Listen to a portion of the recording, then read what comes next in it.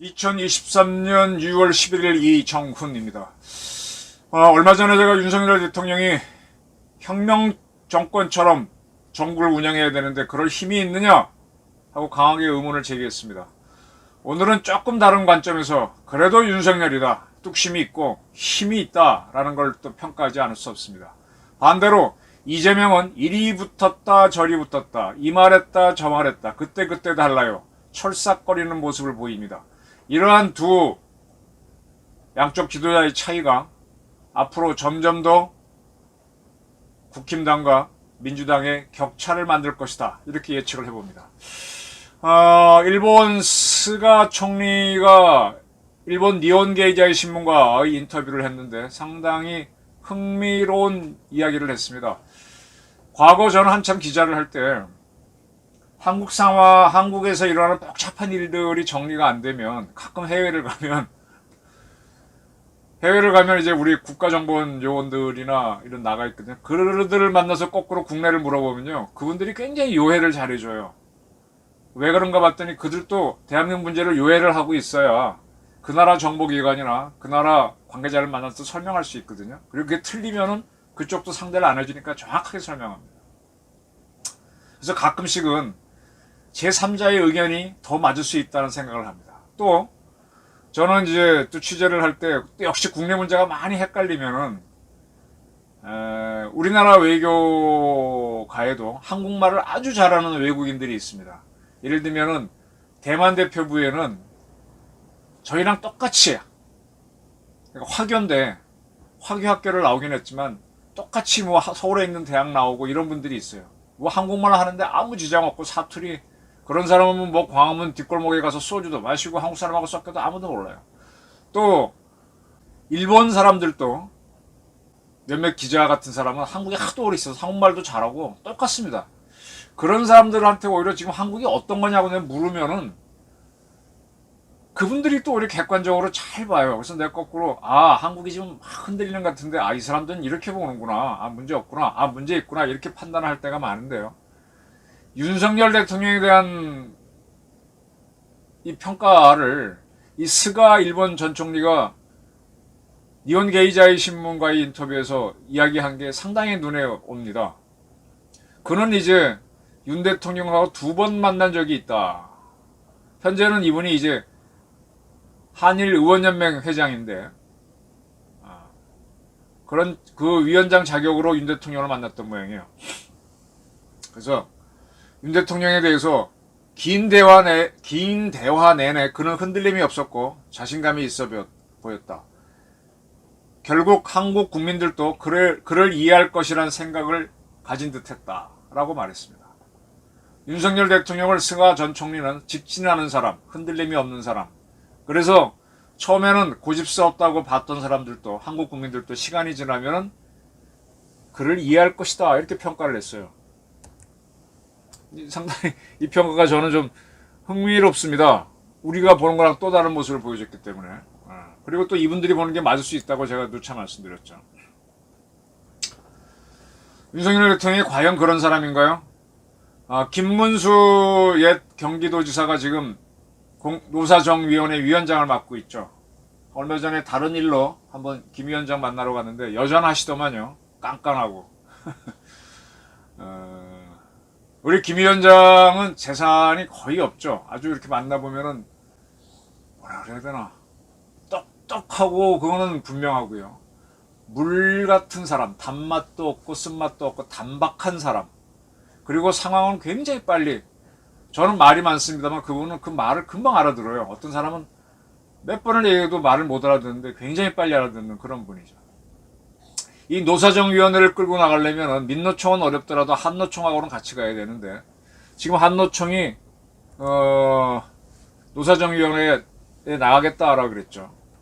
노사정위원회에 참여하지 않겠다, 그리고 윤석열 정부와 전면전을 하겠다라고 하니까 이 어느 사회든지 간에 권력 투쟁이 있잖아요. 기존에 있던 사람이 날아가야 내가 그 자리에 갈 기회가 오지 않습니까? 그렇게 해서 이제 누군가가 있던 사람이 잘 못했다. 뭐 못하고 잘하고 간에 뭐 본인이 못했을 수도 있지만 상황이 그렇게 바뀌어버린 거는 그건 본인 잘못이 아니죠. 근데 그거와 관계없이 흔들어대서 그 사람을 낙마시키고 내가 그 자리에 가겠다라는 식으로 권력 투쟁은 벌어집니다. 한노총이 노사정이 경사노위죠. 경사노위 불참하겠다라고 하니까 김문수가 제대로 못했다. 나가라. 라는 얘기가 여권에서 분명히 있었습니다. 괜히 뭐 한노총이 저러는 거를 김문수한테 묻는 거죠. 그런데 윤석열 대통령이 김문수 위원장은 흔들지 말고 더 열심히 일해달라라는 메시지를 보냈습니다. 한 번 사람을 쓰면 잘 안 바꾸는 것 같아요. 김문수 위원장은 윤석열 대통령보다 학교 선배죠. 서울대학교 선배고 특별히 인연이 없습니다. 근데 약간 노조를 다룰 만한 사람으로서는 노동운동가 출신인 김문수가 여권에서는 실전을 포함해서 최고의 인물이면 틀림없죠. 또 본인이 워낙 흠잡힐 게 없고 너무 깐깐해서 문제지. 너무 깐깐해서 재미가 없죠. 술을 먹어도 재미가 없고 진지하고. 그렇게 흠이 없는 이분이 맞는 게 저도 맞다고 봅니다. 지금 누구를 내세워서 노조하고 감히 말싸움을 하면서 감히 설전을 벌이고 또 설득을 해보겠습니까? 일단 설전에서 이겨야, 한동훈처럼 설전에서 이겨야, 이게 이긴다는 건 힘이 있다는 거니까 그래야 포용을 할 수 있죠. 그만한 힘이 있는 사람이 김문수만 갖고 있을 거예요. 없다고 보는데 딱 그거를 지금 윤 대통령이 받는지 안 받는지 모르지만은 계속 해라, 더 열심히 해라 하고 딱 이렇게 흔들리지 않는 모습을 보여줘요. 이제 앞으로 이제 윤 대통령이 주력해야 될 문제가 안보 문제인데, 이번에 김태효 안보실 1차장이 안보 전략서를 냈죠. 문재인 정권 때가 전혀 다른 색깔을 냈습니다. 그런 김 차장이 윤석열 정부 1년 평가와 과제라는 공동 학술회의에서 오찬사를 하면서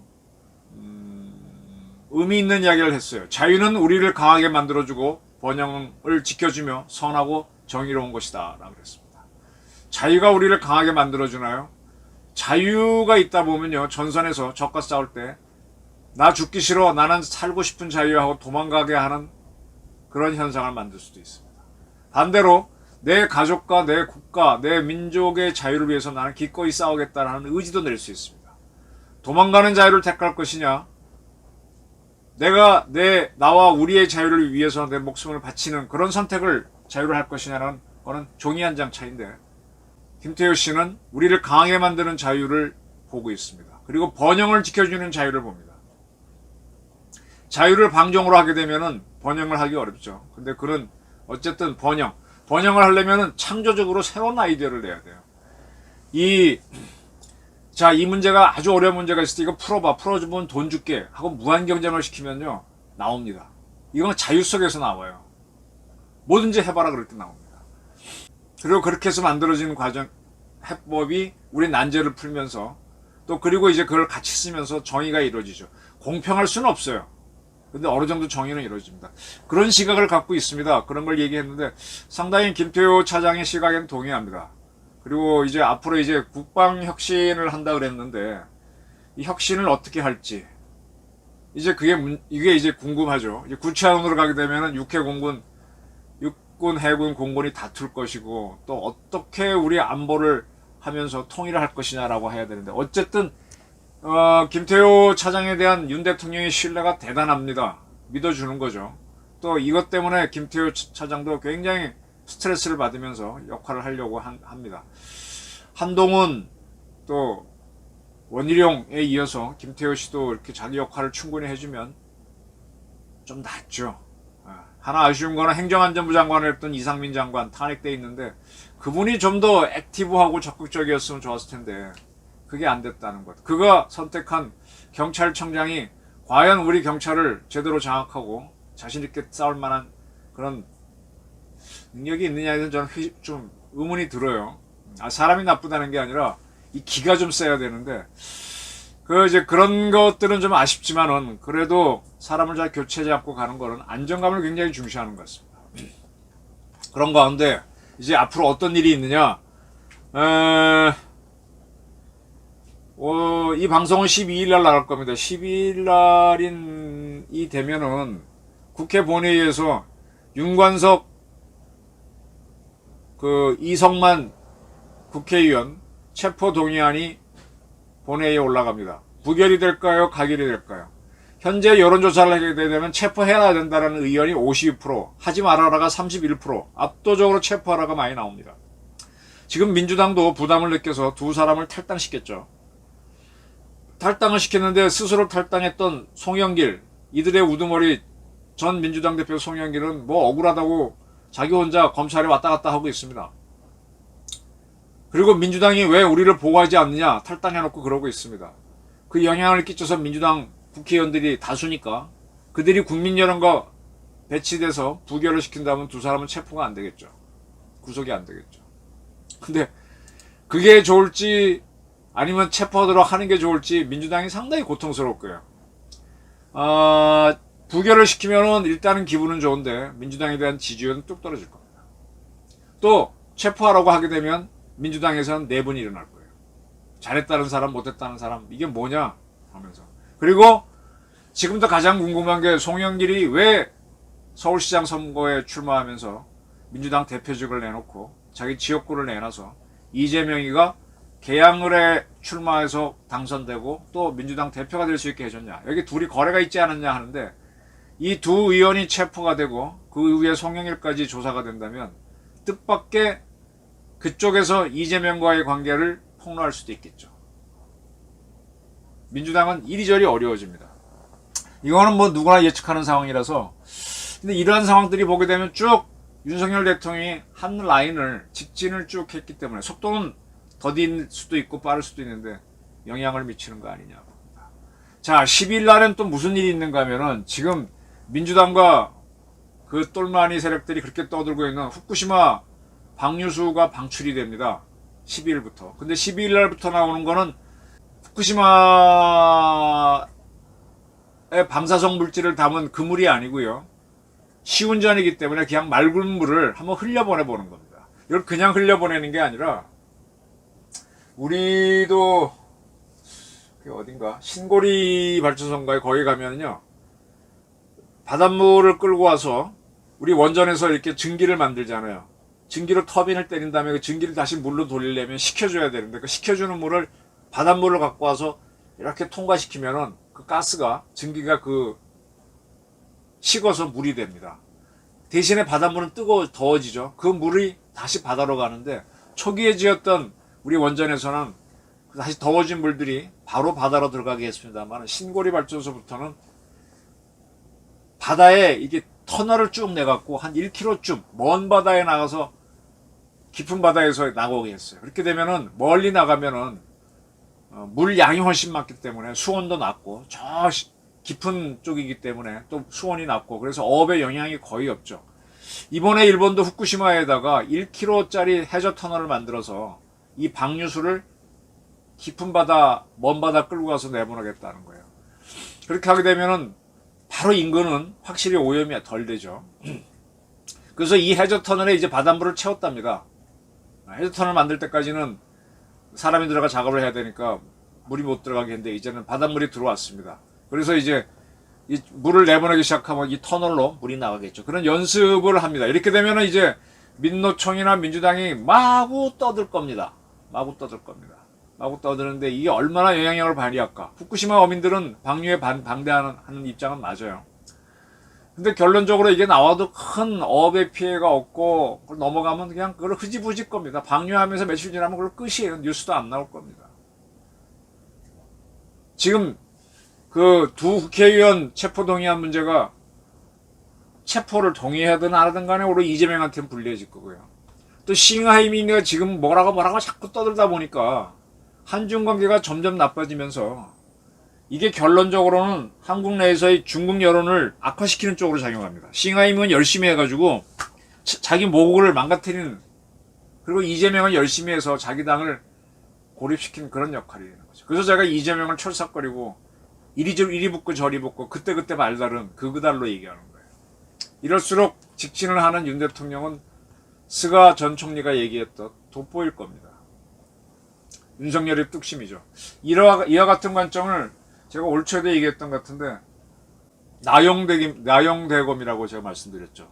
역술가인 최용건 씨가 윤석열 대통령이 당선되기 전부터 그의 사주를 보면서 그는 나용대검이다. 그게 뭐냐 그랬더니 게으른 용이 칼 차고 있는 형국이다. 칼을 뽑으면은 폭군이 되는데 뽑지 않고 있으니까 무섭다. 그리고 굉장히 기가 세서 결국은 자기가 하고자 하는 쪽을 한다라고 얘기한 적이 있는데 그 이야기를 올 초에도 저한테 다시 했었고 그러고 나서는 만난 적이 없는데 아마 계속 힘이 좋을 겁니다 하고 얘기했는데 그 모습을 계속 보이고 있어요. 뭐 혁명 정권 쪽만큼 밀고 나가지 않는다라는 아쉬움은 있지만 그래도 이 조건 속에서 꽤나 밀고 있습니다. 이러한 윤석열의 뚝심이 한국 정치를 조금씩 바꿔가고 이재명과 민주당을 점점 고립시키고 민주당을 와해시키고 이런 쪽으로 갈 거라고 봅니다. 좀 보수를 지지하는 분들은 좀 희망적인가요? 이런 힘이 있어야만 이 조직도 그렇고요. 리더가 굉장히 기가 세고 기가 센 게 폭군이 되라는 게 아니라 이 에너지가 넘쳐야 돼요. 잠도 푹 자고 밥도 잘 먹고 뭔 일이 생겨도 알았어 또 뭐 대처하면 되지 뭐 이렇게 하는 힘이 있어야 되는데 그러면서 윤 대통령은 상당히 능력을 발휘하고 있다. 어디 뭐 푸틴이나 시진핑처럼 뭐 험악한 인생은 아닌데도 굉장히 힘이 좋다. 이걸 한번 눈여겨볼 필요가 있다라고 저는 생각합니다. 네, 영철 경제에서